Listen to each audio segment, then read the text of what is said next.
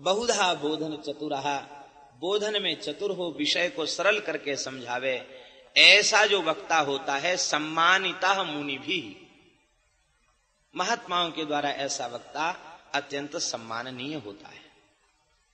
श्रीमद् भागवत के 4 प्रकार के पारायण बताए।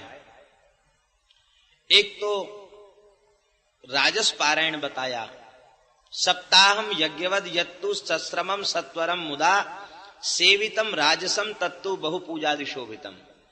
सप्ताह क्रम में बड़ी त्वरा दिखानी पड़ती है, बड़ी जल्दी जल्दी कथाओं को कहना पड़ता है, और फिर भी पूरा विषय तो पूरा होता नहीं, बहुत श्रम करने के बाद भी। तो बहुपूजादि शोभितम, और शीघ्रता जिसमें ज्यादा है, कहते वो जो है राजस है, सप्ताह को राजस कहा गया। दूसरा अर्थ ये है कि रजोगुणी जीव ज्यादा समय नहीं निकाल सकते, इसलिए सुखदेव जी ने कृपा करके व्यवस्था बना दी, चलो 7 ही दिन तो सुन ले।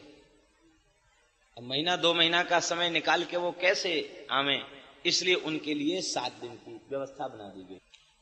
मासिक पारायण को सात्विक पारायण कहा गया, समस्तानंद वर्धनम। और तामसी पारायण क्या है, कहते जिसमें श्रद्धा की प्रधानता न हो, जो आलस्य से परिपूर्ण हो, विस्मृति और स्मृति से युक्त हो, कभी भूल गया, कभी याद आ गया, कभी कुछ कह दिया, कभी कुछ। हमारे वृंदावन के एक महापुरुष कहा करते हैं, कहते आज के पारायण प्रायः तामसी पारायण है। तामसी पारायण इसलिए है कि वो संगीत की ध्वनि में वाद्यों को बजाने लग जाते हैं, और संगीत के वाद्यों की ध्वनि में श्रोता का मन तो उसी में लग जाता है, और इसके बाद वो स्कंद 2 स्कंद तो ऐसी कूद छलांग करके पार कर जाते हैं।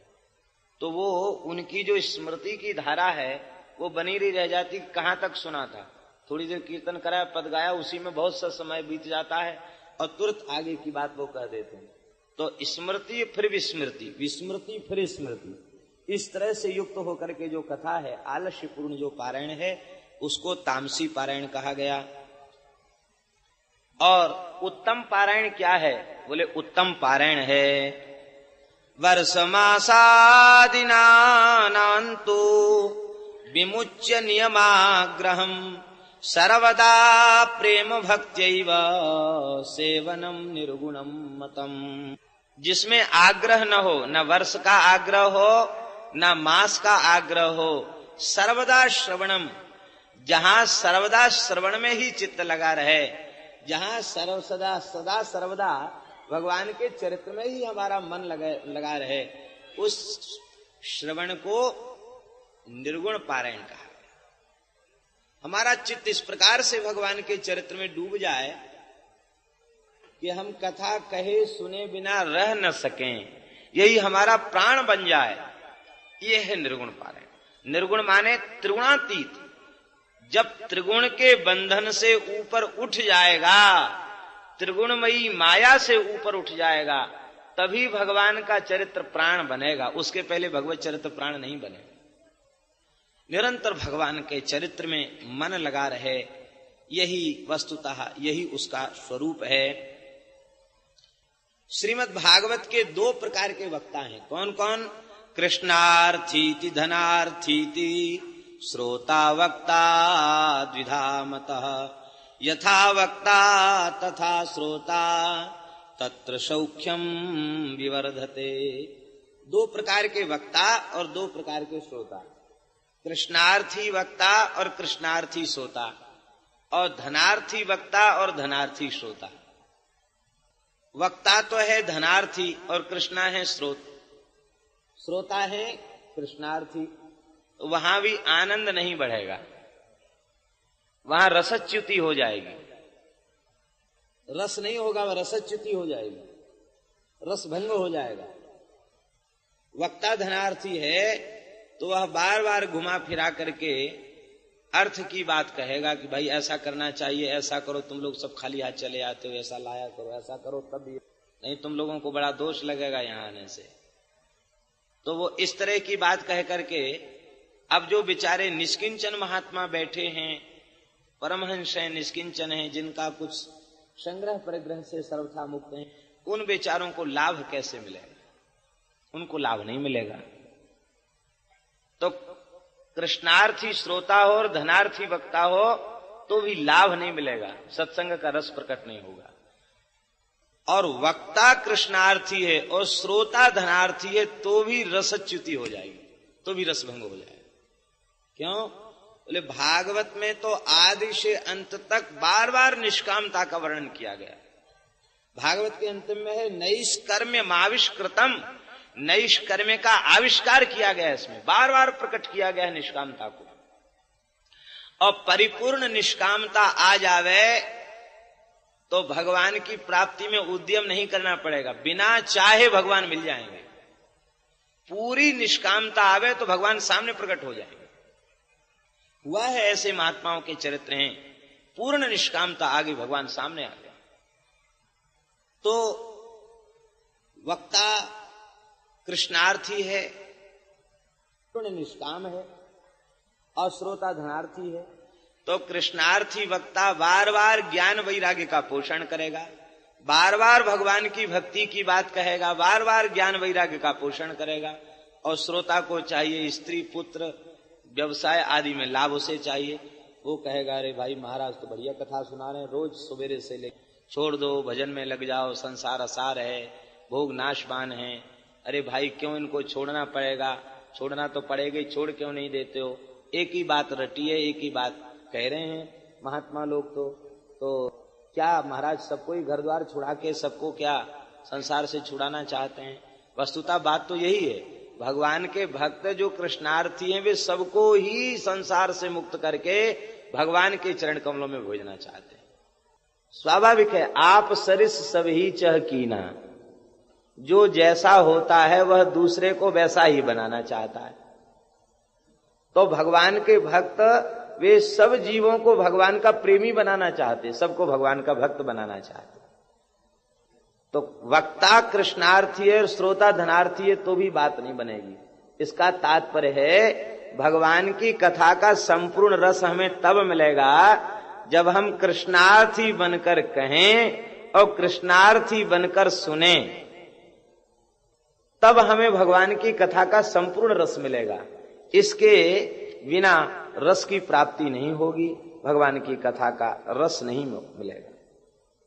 ते श्रोता वक्ता समशीला, श्रोता और वक्ता दोनों को समान शील वाला कहा गया।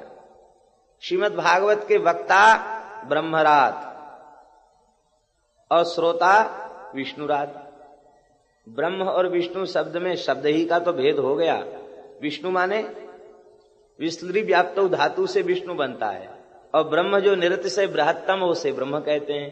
तो जो अर्थ ब्रह्म शब्द का है वही अर्थ तो विष्णु शब्द का है। तो जैसा वक्ता वैसे ही श्रोता, इसलिए यह दिव्य रस प्रकट हुआ है। हम सब भागवत प्रत्यक्ष श्री कृष्ण का स्वरूप हैं, इनसे प्रार्थना करते हैं, श्री ठाकुर जी से प्रार्थना करते हैं, सामने विराजमान भगवती गंगा से प्रार्थना करते हैं। हम सब कृष्णार्थी श्रोता वक्ता बनकर के भगवान की कथा के रस का आस्वादन करें। भगवान की कृपा से ही यह संभव है। कथा के अंत में भगवान नाम संकीर्तन होना चाहिए और कृष्ण प्राप्तिकरम सस्वत प्रेमानंद फलप्रदम श्रीमद्भागवतम शास्त्रम कलौ कीरेण भाषितम। ये श्री कृष्ण की प्राप्ति का सस्वत साधन है। दो तरह की प्राप्ति है, एक प्राप्ति और एक सस्वत प्राप्ति। भगवान भक्त की आराधना उपासना से प्रसन्न होते हैं, प्रसन्न होकर के दर्शन दिया और दर्शन देकर भगवान अंतर्धान हो गए। ये प्राप्ति तो भई, किंतु सस्वत प्राप्ति नहीं भई। आप लोग कहेंगे सस्वत प्राप्ति क्या है? देखो, सच्ची बात यह है कि भगवान की सस्वत प्राप्ति यह है कि भगवान से भिन्न कोई दूसरी वस्तु नहीं है। यही भगवान की सस्वत प्राप्ति है। भगवान से भिन्न प्रतीति जो है वो सस्वत प्राप्ति नहीं हो सकती। वासुदेव सर्वम, यही प्रतीति, यही अनुभव, यही दर्शन, यही सस्वत प्राप्ति। और श्रीमद् भागवत एक ऐसा अपूर्व दिव्य ग्रंथ है जिसका आश्रय लेने से भगवान सब में दिखाई पड़ने लग जाते। आप सबने बारंबार सुना होगा कि संत श्री नामदेव जी महाराज, ज्ञानेश्वर जी महाराज आदि आदि कई संत श्री गोराई चाचा के यहाँ बैठे थे और मुक्ताबाई ने पूछा कि चाचा जी ये क्या करते हैं। थापी से पूछा कि इसको क्या करते हैं। कहते इससे कच्चे पक्के घड़े की पहचान होती है। तो मुक्ताबाई ने कहा कि काका इनमें से कितने घड़े कच्चे हैं कितने पक्के हैं, आप कृपा करके बताएं। वो सबके ऊपर प्रहार करने लगे।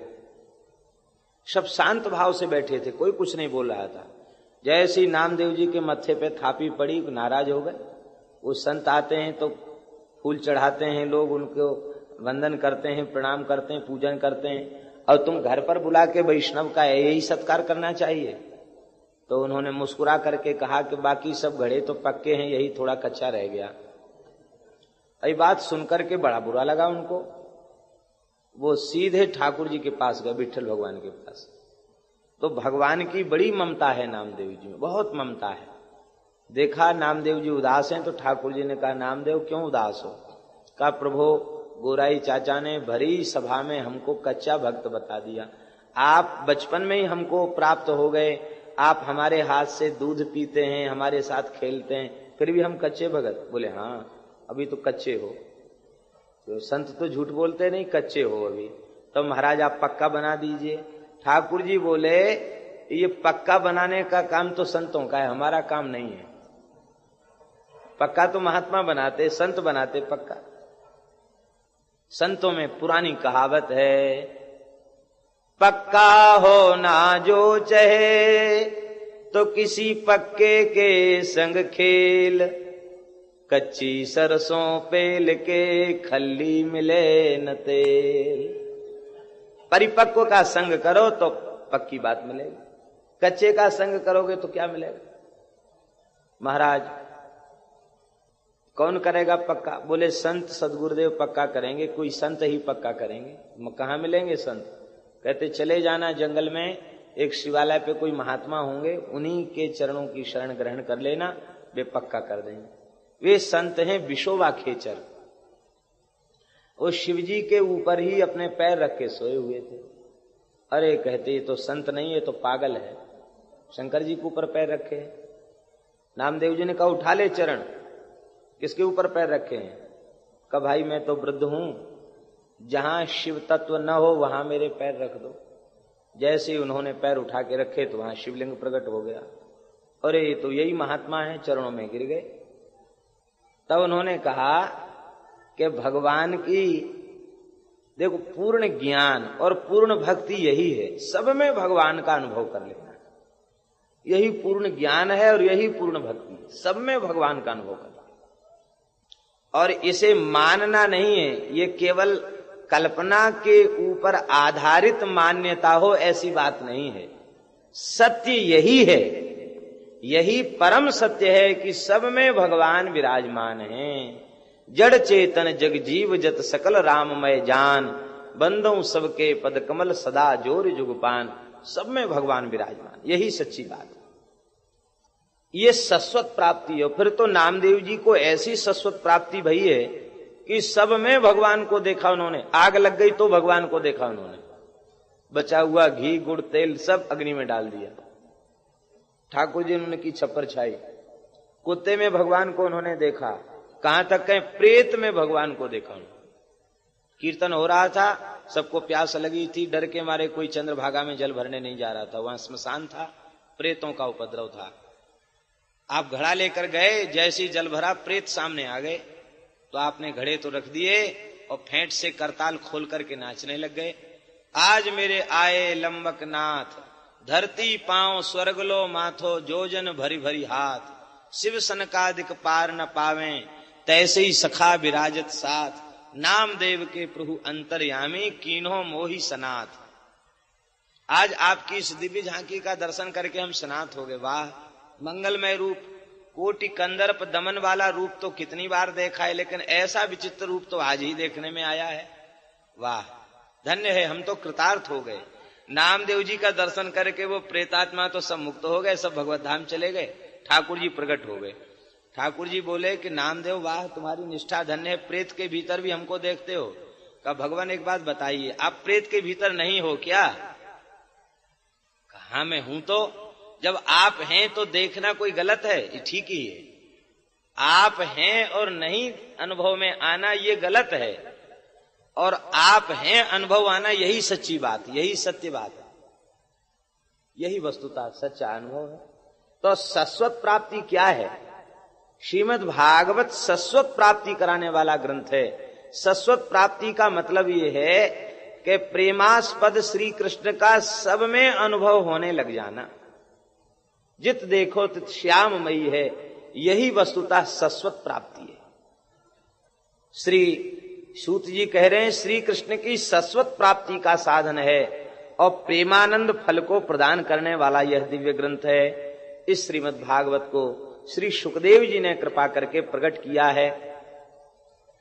हाँ, ये बात अवश्य है कि जब भगवान की प्राप्ति हमारा अभीष्ट न होकर के जगत की किसी वस्तु की प्राप्ति का अभीष्ट होगा, तब तो फल व्यभिचरित हो जाएगा। लेकिन यदि श्री कृष्ण प्राप्ति का संकल्प लेकर के कथा श्रवण की गई है तो निश्चित ही भगवान की प्राप्ति होगी। पूज्य पंडित श्री गया प्रसाद जी महाराज के चरणों में एक बहुत बड़े भागवत के विद्वान ने प्रश्न किया कि महाराज भागवत के महात्म्य में सब जगह लिखा है कृष्ण की शाश्वत प्राप्ति कराने वाला है, हमारी वृद्धावस्था आ गई, हमको शाश्वत प्राप्ति क्यों नहीं भई? शाश्वत प्राप्ति क्या चले, प्राप्ति भी नहीं भई और स्वप्न में भी हमें अनुभव नहीं हो रहा है, क्या कारण है? तो पंडित जी पहले तो चुप हो गए। बाद में जब 2-3 बार यही प्रश्न पूछा गया, उन्हें हाथ जोड़ करके कहा मैं या प्रश्न को कहा समाधान कर सकूं। और एक ही बात उन्होंने कही, आपने भागवत को आश्रय श्री कृष्ण की प्राप्ति के ताई लियो या अन्य काऊ वस्तु की प्राप्ति के लिए, आप पहले ये बताओ। सभी चुप हो गए। फिर पंडित जी ने कहा कि जिस वस्तु की प्राप्ति के लिए आश्रय मिला, क्या उस वस्तु में कसर रह गई? यश धन इन सब की प्राप्ति के लिए आश्रय लिया गया तो बहुत कुछ मिल गया आपको। कोई कमी है संसार की किसी वस्तु का? अभाव है? कहते महाराज बिल्कुल अभाव नहीं, बस तो मिल गया। प्रेमानंद फल किसे मिलेगा? जो संसार की वस्तुओं को ठुकरावेगा उसे भगवान का प्रेम मिलेगा। जो भोगों को ठुकराएगा उसे प्रेम मिलेगा। जिसकी भोगों के प्रति स्पृहा है उसे प्रेम की प्राप्ति नहीं हो सकती है।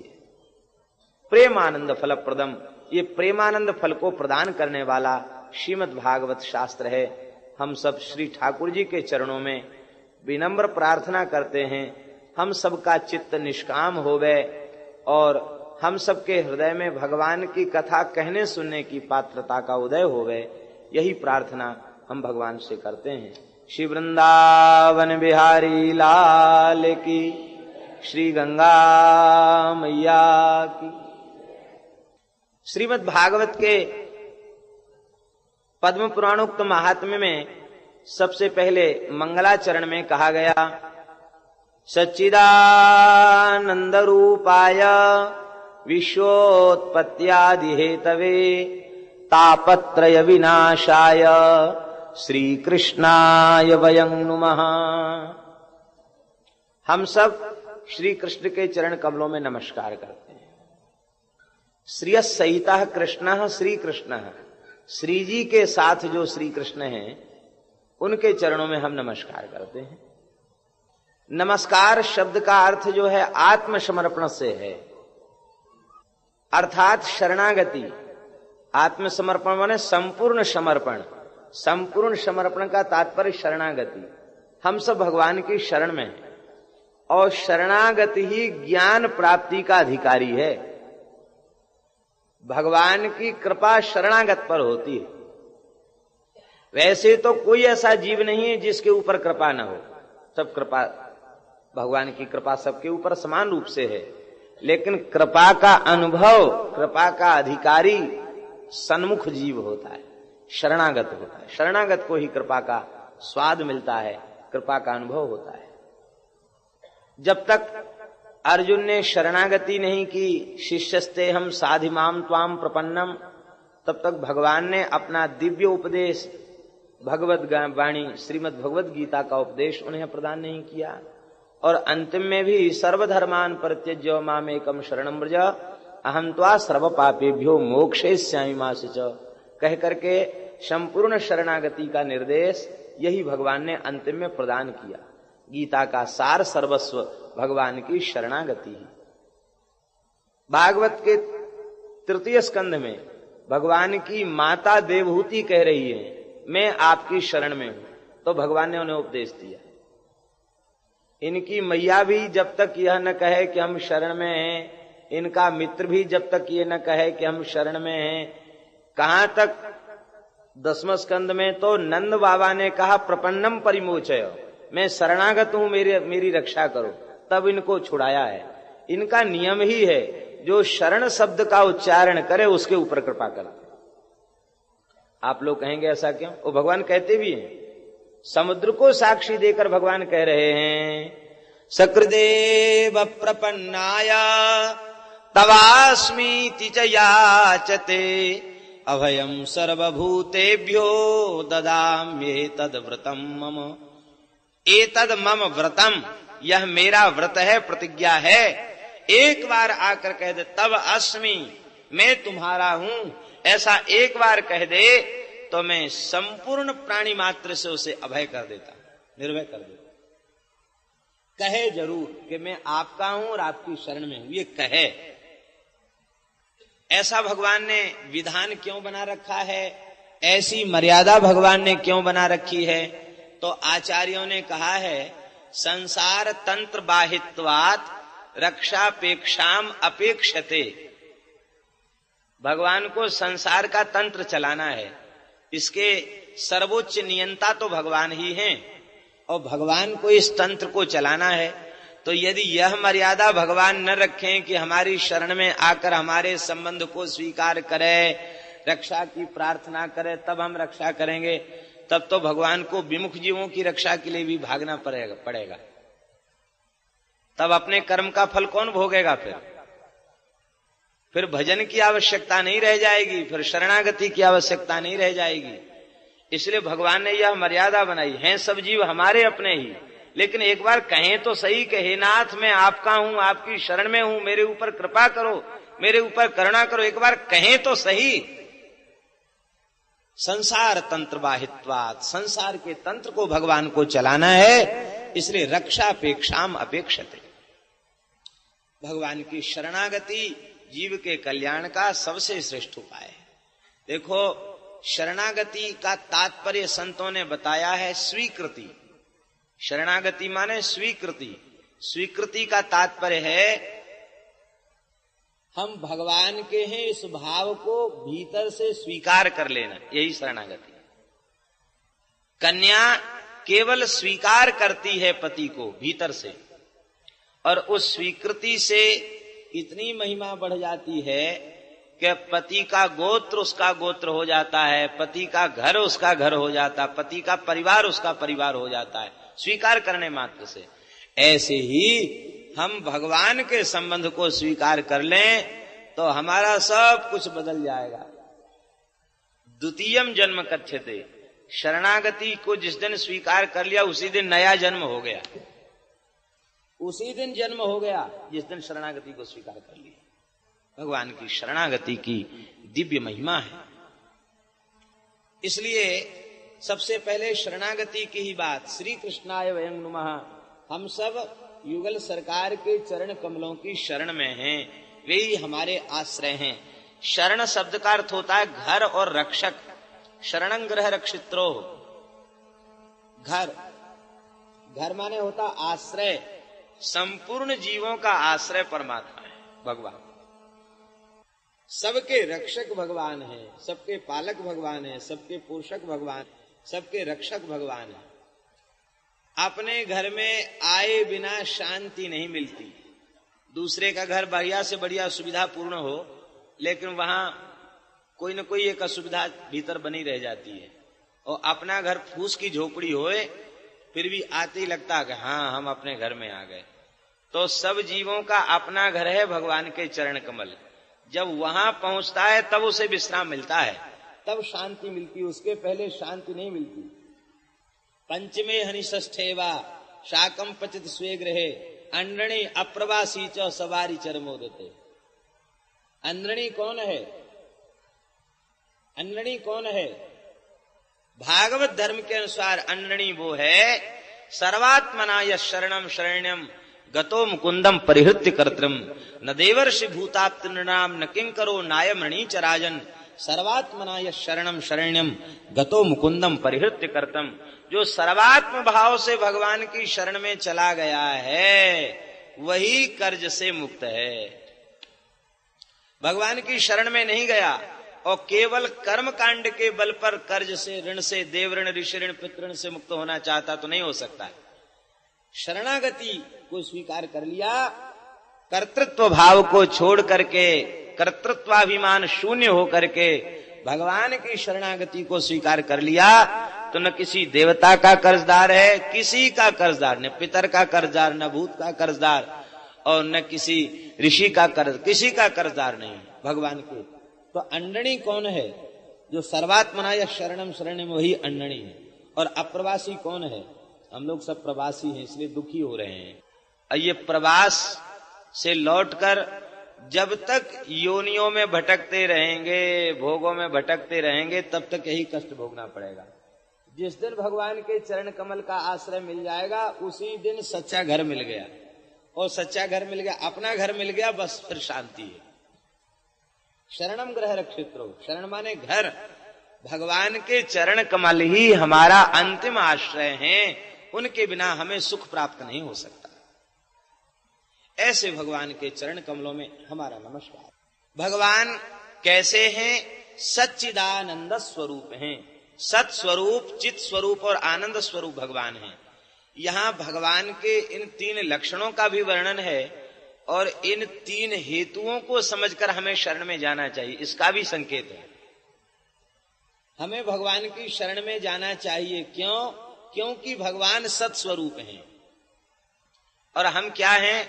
हम सत्स्वरूप भगवान के अंश हैं। अंश में अंशी के गुण होते हैं, ये सिद्धांत है। अंश में अंशी के गुण होते हैं। हम भगवान के अंश हैं, इसलिए हमारे मन में कहीं न कहीं ये बात छिपी रहती है कि हम मरे नहीं, हम सदा सर्वदा एक जैसे ही बने रहें।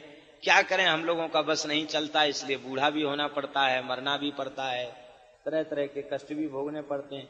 बाकी भीतर से ऐसा सब जीव का मन होता है कि हमें मरना न पड़े। और जो शरीर को ही आत्मा माने बैठे हैं और वे तो बड़ी बड़ी तपस्या करके कहते हम काहू के मरही न मारे। उस शरीर को ही आत्मा माने बैठे हैं तो कहते हम काहू के मरही न मारे। लेकिन वे जो वरदान मांगते हैं हम काहू के मरही न मारे, बेचारे वे भी मर जाते हैं। हम सत्स्वरूप भगवान के अंश हैं, इसलिए हमारे मन में ऐसी वृत्ति है कि हमारा विनाश न हो। हम अविनाशी के अंश हैं, इसलिए अपना विनाश नहीं चाहते। तो अंशी का गुण अंश में होता है। इसके बाद भी हमें बार बार जन्म मृत्यु के चक्र में क्यों पड़ना पड़ रहा है? कहते उसका एकमात्र कारण है अपने अंशी भगवान के चरण कमलों के आश्रय को स्वीकार नहीं किया गया। भगवान की शरणागति को स्वीकार कर लो तो फिर जन्म मृत्यु के चक्कर में भटकना नहीं पड़ेगा। चक्की चलती है, सब गेहूं पिस जाता है और चक्की के बीच में कील होती है, उसके पास जो दाना होता है वो बच जाता है। तो जो भगवान के चरणों में पहुंच गया वो विनाश से बच गया, और बाकी तो विनाश की काल की चक्की में सब पिसते रहते हैं। भगवान सत्स्वरूप हैं। हमें भगवान की शरण इसलिए जाना चाहिए क्योंकि भगवान सत्स्वरूप है। दूसरा भगवान का लक्षण है भगवान चित स्वरूप हैं। और चित स्वरूप भगवान के हम अंश हैं, इसलिए कोई जीव जड़ता नहीं चाहता, सब चेतना चाहते हैं। सदा हम चैतन्य बने रहें, हमारे भीतर कभी जड़ता न आवे, ये सब लोग चाहते हैं क्योंकि हम भगवान के अंश हैं। ये चाह ही प्रमाणित करती है कि तुम संसार के नहीं हो, भगवान के हो। लेकिन आश्चर्य है, हमारी चेतना धीरे धीरे कम होती चली जा रही है, जड़ता बढ़ती चली जा रही है, उसका क्या कारण है? उसका कारण यही है कि जड़ प्रकृति को, जड़ भोगों को ही हमने अपने जीवन का लक्ष्य मान रखा है।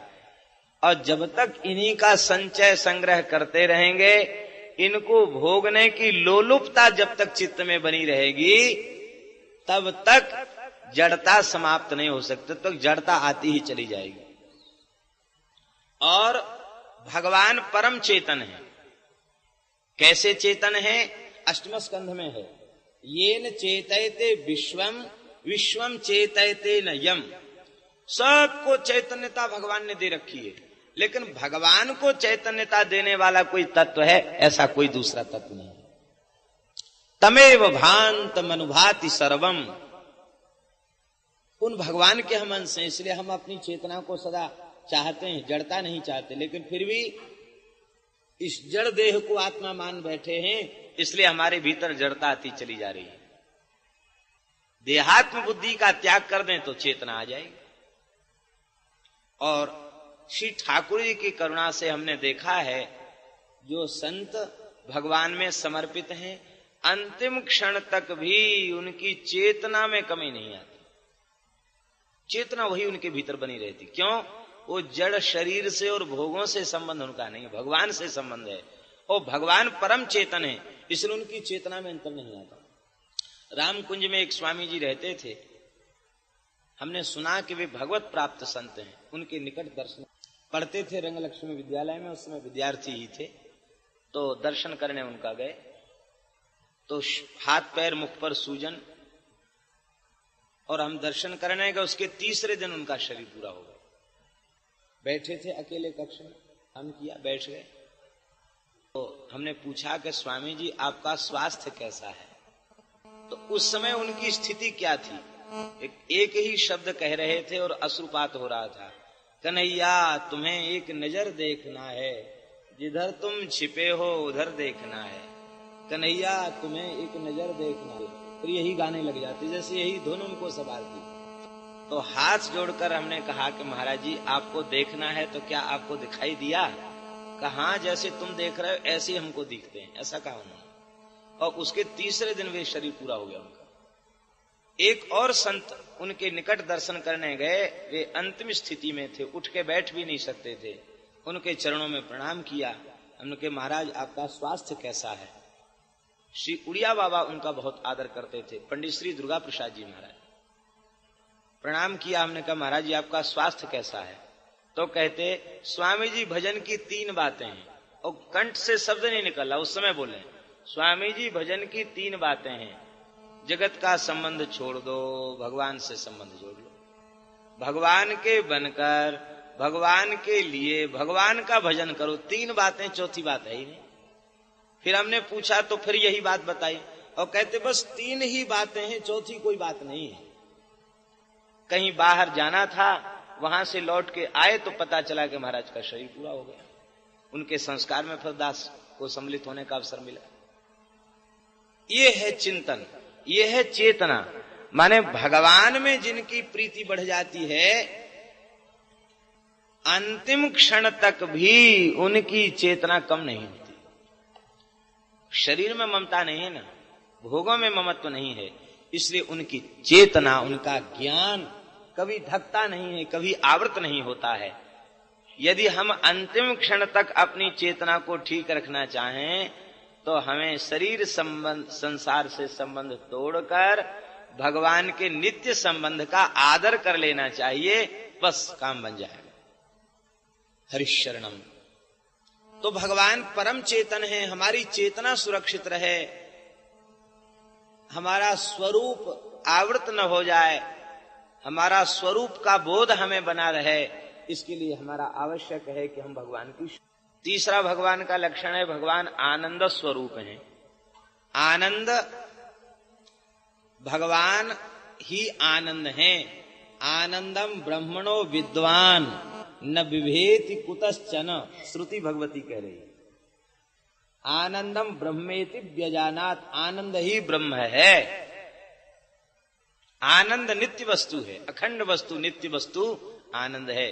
भगवान आनंदांग विग्रह हैं, उनका विग्रह आनंदमय, उनका नाम आनंदमय, उनका रूप आनंदमय, उनकी लीला आनंदमयी, उनका धाम आनंदमय, उनके प्राण प्यारे भक्त भी आनंदमय, भगवान आनंदमय। और हम आनंद सिंधु भगवान के अंश हैं, इसलिए प्रत्येक जीव में यह स्वभाव होता है कि वह दुख नहीं चाहता, आनंद ही चाहता। भगवान का अंश होने के कारण वह आनंद चाहता है, लेकिन उस बेचारे को आनंद तो मिलता नहीं, दुख का ही संग्रह करता चला जाता है। क्यों? कहते जहां आनंद है खोजोगे तो मिलेगा, और जहां आनंद है ही नहीं खोजने से कैसे मिल जाएगा? वस्तु हो और उसका अन्वेषण किया जाए तो मिलेगा, वस्तु है ही नहीं और अन्वेषण किया जा रहा तो कहां से मिलेगा?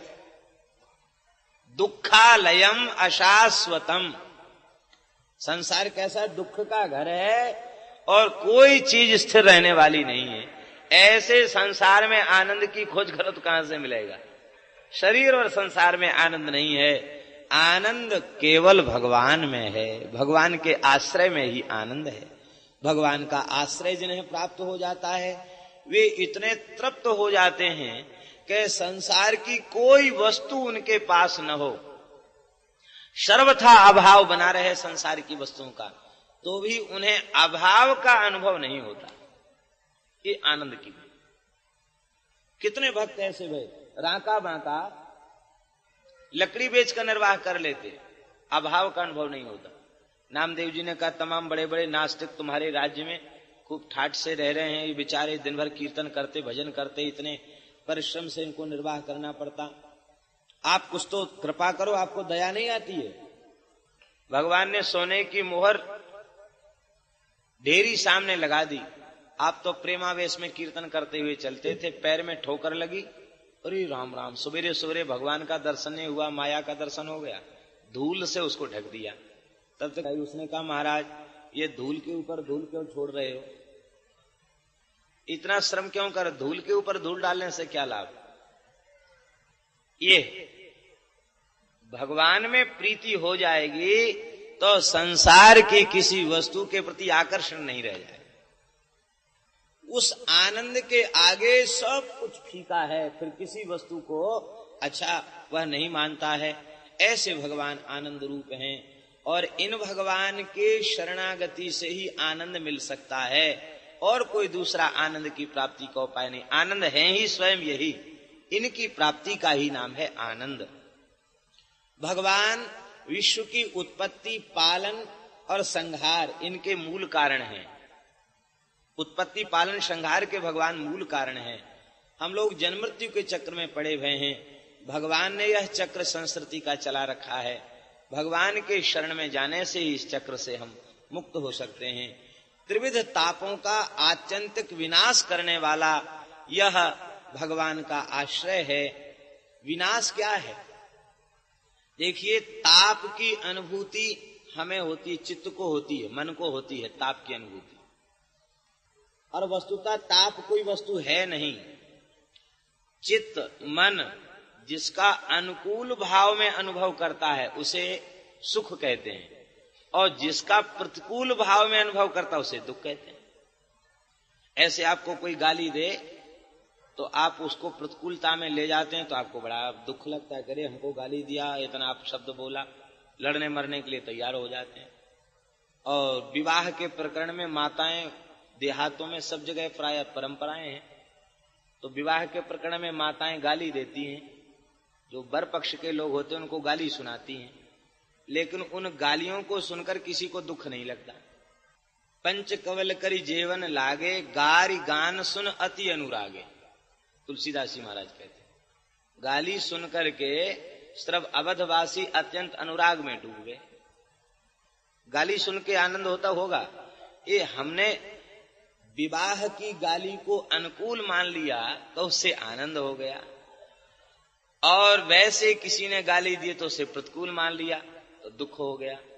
वैसे कोई गाली दे रहा है उसको भी हम ब्याह की ही गाली, मान्यता ही तो है हमारी, हम उसको भी अच्छा ही अनुकूल ही मान लें तो दुख काहे को होगा? दुख नहीं होगा, फिर दुख नहीं होगा। तो अनुकूल और प्रतिकूलता का चिंतन करने वाला चित्त है, मन है। वो मन, शरणागत का मन, शरणागत की वृत्ति कहां तक है? उसका तन मन प्राण संपूर्ण इंद्रियां भगवान में लगी रहती हैं। और जब भगवान में उसका तन मन प्राण इंद्रियां लगी रहती हैं तो संसार की किसी अनुकूलता प्रतिकूलता का अनुभव नहीं होता। यही त्रिविध ताप का विनाश है। प्रारब्ध के अनुरूप भोग दुख शरीर में उपस्थित होता है, लेकिन उसकी अनुभूति जैसे हम शरीरात्मवादियों को होती है, ऐसी अनुभूति भगवान के उन भक्तों को नहीं होती है जो देहात्मवाद से ऊपर उठ चुके हैं। उन्हें इसकी अनुभूति नहीं होती। इसका उदाहरण भागवत के 4th स्कंद में प्राप्त है। ताप की अनुभूति क्यों नहीं होती? शरणागत को ताप की अनुभूति क्यों नहीं होती? बोले शरणागत को ताप की अनुभूति इसलिए नहीं होती क्योंकि शरणागत निरंतर भगवान के भजन में लगा रहता है।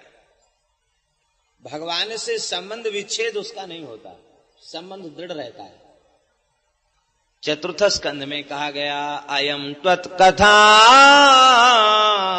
मृष्ट पीयूष नद्याम मनोवारण क्लेश दावाग्निदग्ध त्रिसार्तो वगाढ़ो न सस्मार दावम न निष्क्रामति ब्रह्म संपन्न बन्न। सिद्ध लोग कह रहे हैं कि हे भगवान, हमें संसार के ताप का अनुभव नहीं हो रहा है। क्यों? कहते आपकी कथामृत रूपी जो गंगा जी बह रही हैं, इन कथा मंदाकिनी में गंगा में हमने अपने मनरूपी हाथी को डुबा दिया है। कितना शीतल जल है श्री गंगा जी का। इस शीतल जल में कोई हाथी डूब जाए और भले ही गंगा जी के दोनों तट पर बसे घनघोर जंगल में आग लगी रहे, तो क्या उस आग का अनुभव उस गजेंद्र को होगा? नहीं होगा, क्योंकि वो तो सुशीतल पवित्रतम गंगा के जल में डूबा हुआ है। उसे उसका अनुभव नहीं होगा। अनुभव तो नहीं ही होगा। फिर क्या वह गजेंद्र गंगा जी के दिव्य जल को छोड़कर जंगल में जाना चाहेगा? न निष्क्रामति, वो निकलना नहीं चाहता। ब्रह्म संपन्न वन्न, जैसे गुलाब जामुन जलेबी चाशनी में डूब करके रसमय हो जाती है, ऐसे ही हम कथा की मंदाकिनी में गंगा में डूब करके रसमय हो चुके हैं। अब इस जलते हुए संसार में हम नहीं जाना चाहते हैं। ये अमृत कौन से अमृत है? सब अमृत ही अमृत है। यहाँ तो विष तो कुछ है ही नहीं। रूपामृत, लीलामृत, नामामृत, कथामृत, तब कथामृतम तप्त जीवनम, ये अमृत है। धन्यास्ते कृतना पिबन्ति सततम श्री राम नामामृतम। भगवान नाम अमृत है, रूप अमृत है, लीला अमृत है, कथा अमृत है, धाम का अमृत है। ये सब अमृत ही अमृत है। इसका स्वाद जब मिल जाता है त्रिविध ताप का विनाश हो। कानपुर क्षेत्र में एक संत रहते थे, उनके एक शिष्य वृंदावन वास करते थे। अब पता नहीं उनका शरीर होगा कि नहीं, बहुत पहले हमने दर्शन किया था। बड़े विद्वान थे, नेत्रहीन हो चुके थे। तो हम उनसे सिद्धांत कौमुदी कुछ थोड़ी सी पढ़ते थे और वो कृपा करके पढ़ाते थे, हम बोलते थे, वो समझाते थे और रामचरितमानस हम उनको याद कराते थे। बड़े दुखी होते थे कि हमारी आंख कितने जल्दी चली गई और हम रामचरितमानस जैसे ग्रंथ को नहीं पढ़ सके। ग्लानि होती थी उनको। तो किष्किंधा कांड तक कंठस्थ तो हमारी उपस्थिति में उन्होंने किया था। बड़े अच्छे महापुरुष थे। वे अपने गुरुदेव के बारे में बताते थे। कानपुर क्षेत्र में उनके गुरुजी रहते थे, लश्करी महात्मा थे। तो बताते कि बहुत बड़े नाम जापक, निरंतर युगल नाम जिह्वा से उनके प्रकट होता रहता, श्री सीताराम करते रहते। क्या भगवान की लीला, उनको कुष्ठ हो गया और उसमें कीड़े हो गए। तो कोई कीड़ा घाव से नीचे गिर जाता तो उठा के फिर घाव में रख लेते।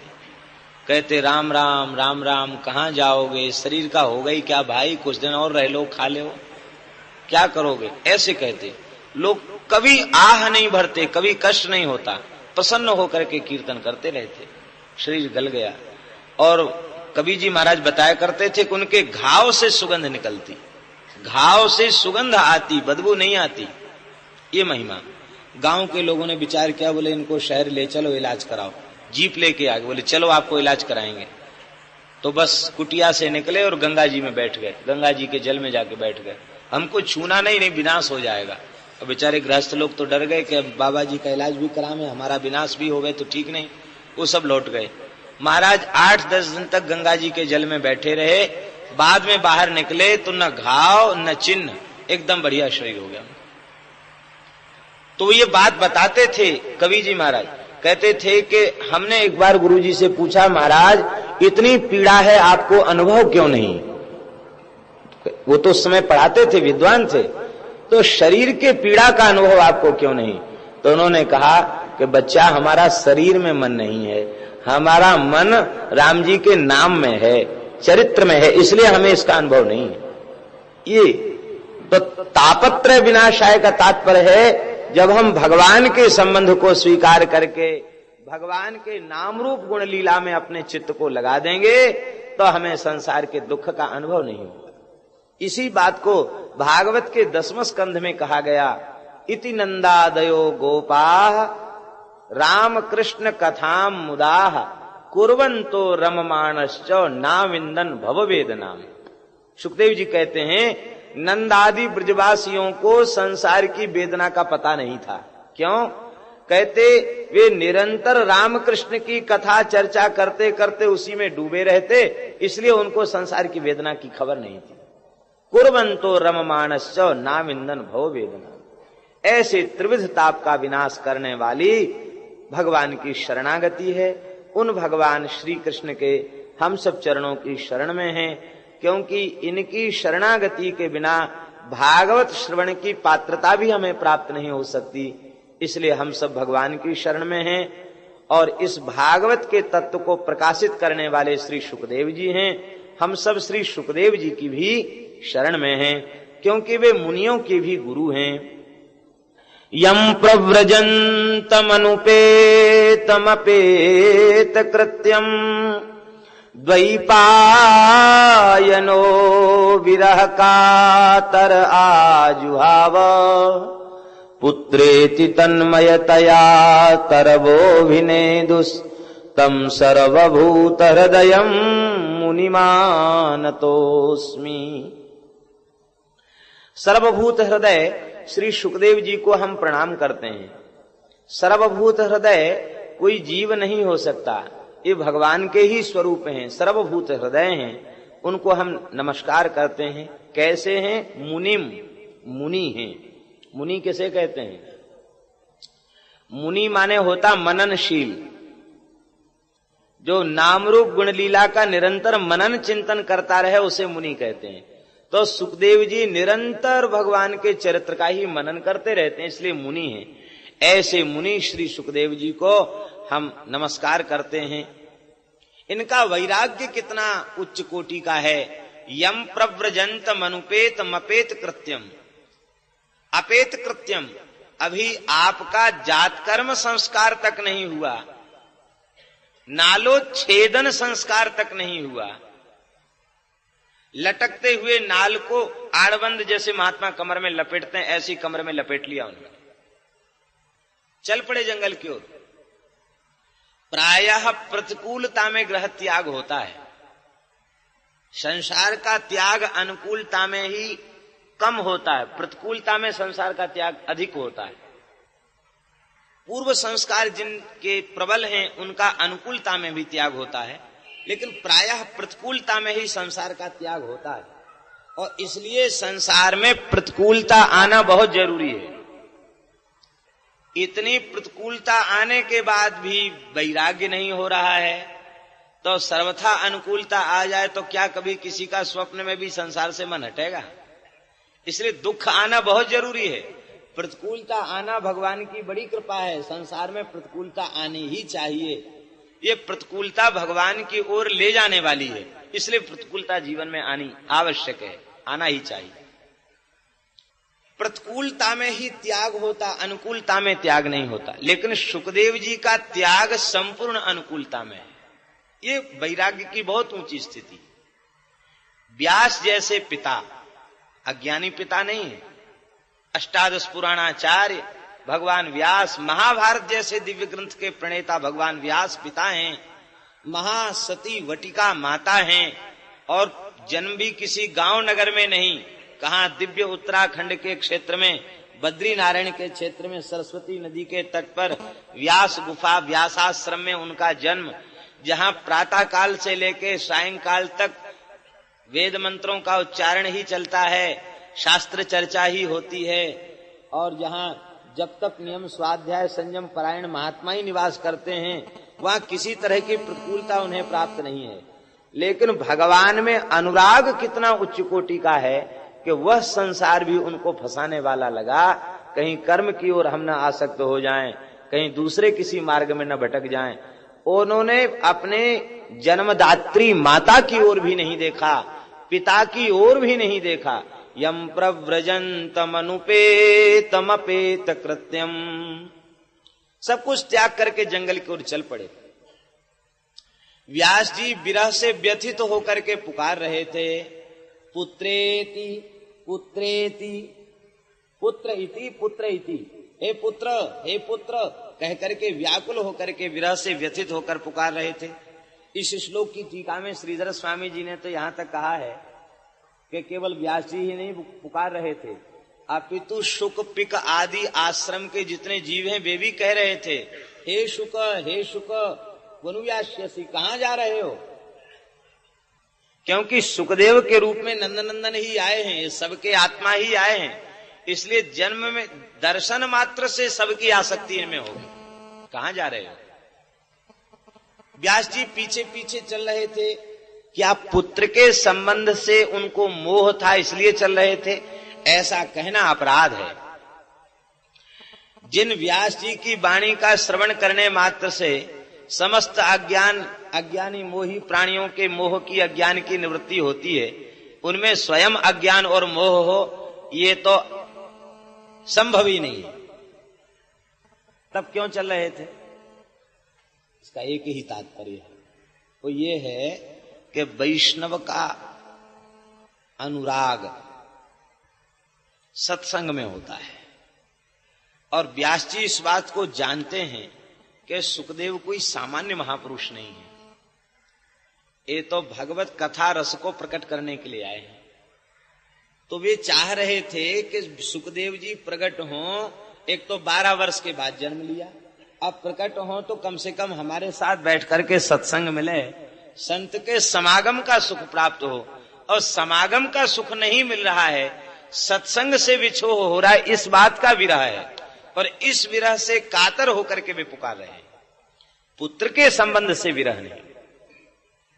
हमारे ब्रज के महान संत अष्टछाप के महाकवि श्री कुंभनदास जी महाराज श्रीनाथ जी के दरबार में पद सेवा कर रहे थे, राग भोग सेवा। आप तान पूरा बजा करके पद गा रहे थे, तब तक किसी ने खबर दिया आपका बेटा मर गया। ठाकुर जी की गैया चराता था, शेर खा गया उसको। इतना सुनती आपके हाथ से तान पूरा गिर गया, मूर्छा आ गई। लोगों ने कहा देखो इतने भक्त हैं फिर भी पुत्र से कितना मोह है इनको। विठलनाथ जी ने कहा ऐसा मत कहो इनके संबंध में, इनकी मूर्छा का कारण हम जानते हैं। विठलनाथ जी ने कहा आप जैसे अनुरागी वैष्णव को कोई सूतक छू नहीं सकता। आप रोज आकर दर्शन करें, रोज ठाकुरी के सामने पद गावें। इतना सुनते ही आप फिर तानपुरा बजा के फिर गाने लग गए। तो पुत्र मर गया इसलिए दुख नहीं था। अब लोग कहेंगे कि बेटा मर गया 10 दिन तक नहीं आओ, कथा में मत आओ, कीर्तन मत करो, तो ये कथा कीर्तन तो हमारा प्राण है, इसके बिना हम कैसे जिएंगे? श्रीमुख का दर्शन किए बिना हम नहीं रह सकते। इस व्याकुलता में उनको मूर्छा आ गई। तो व्यास जी महाराज सुखदेव जी की महिमा को जानते हैं और वे चाहते हैं कि इनके साथ बैठकर हम सत्संग करेंगे, परमहंस संहिता का बोध इन्हें देंगे, और इन्होंने तो बात तक नहीं किया, सीधे चल दिए जंगल में। इसलिए विरह कातर आजुहाव। लेकिन जब वृक्षों में से ध्वनि निकलने लगी, सुकोहम सुकोहम सुकोहम पुत्रेति तन्मयतया तरवः अभिनेदु, वृक्षों ने प्रतिध्वनित तो होकर के कहा सुकोहम सुकोहम सुकोहम। अब तो आप समझ गए कि जिसे मैं केवल पुत्र समझता हूं वह केवल पुत्र नहीं है, वह तो सर्वभूत हृदय है, सब में व्याप्त परमात्मा के तुल्य है। नमस्कार करके श्री व्यास जी चले आए हैं। भागवत के प्रथम स्कंद में वर्णन है। व्यास जी जब पीछे पीछे चल रहे थे तो देवांगनाओं ने देख करके सरोवर में नहा रही थी, उन्होंने सबने कपड़े पहन लिए। व्यास जी खड़े हो गए और उन्होंने कहा, देवियों में अतिशय वृद्ध मुझे देखकर वस्त्र पहन लिए तुमने, और मेरा युवा पुत्र सुखदेव किशोर अवस्था का अति सुंदर, उसको देख के तुम्हें लज्जा नहीं आई।